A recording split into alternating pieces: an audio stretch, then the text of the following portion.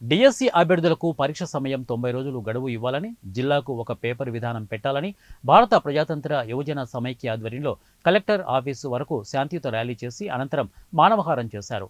అనంతరం డిఆర్ఓ శ్రీనివాసరావుకి వినతి పత్రం అందజేశారు.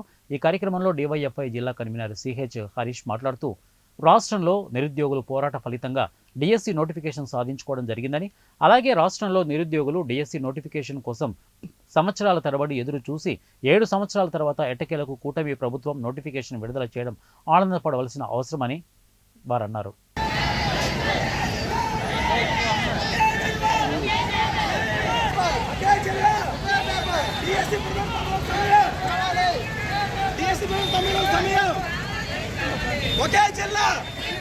అత్యంత వేగంగా సిలబస్ ఎక్కువ ఉంది, సమయం తక్కువ, దాదాపు 90 రోజులు గడువు ఇవ్వాలని చెప్పేసి కోరుతున్నాం. అలాగే ఇదే సందర్భంలోనే డిఎస్సి కోసం దాదాపు ఎన్నో సంవత్సరాల నుంచి నిరుద్యోగులు ఒకవైపు వస్తుంటూ దీనికోసం చదువుతూనే ఉన్నారు. దీని సిలబస్ ఎక్కువ కాబట్టి సమయం ఇవ్వాలి. అలాగే 2018 డిఎస్సి ప్రకారం నార్మలైజేషన్ రద్దు చేస్తామని చెప్పేసి ఎవరైతే విద్యాశాఖ మంత్రి నారా లోకేష్ గారు రావచ్చు, ఎన్నికల భాగంలో నార్మలైజేషన్ రద్దు చేసి ఒకే జిల్లాకు ఒకే పేపర్ ఇస్తా ఉన్నారు.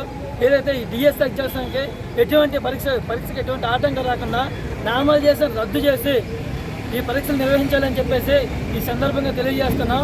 లేని ఎట్లా ఈ నిరుద్యోగులందరూ కూడా భవిష్యత్తులో ఈ ఎన్నికలు జరుగుతాయి కాబట్టి ఆ సమయంలో బుద్ధి చెప్తామని చెప్పేసి ఈ సందర్భంగా తెలియజేస్తున్నాం.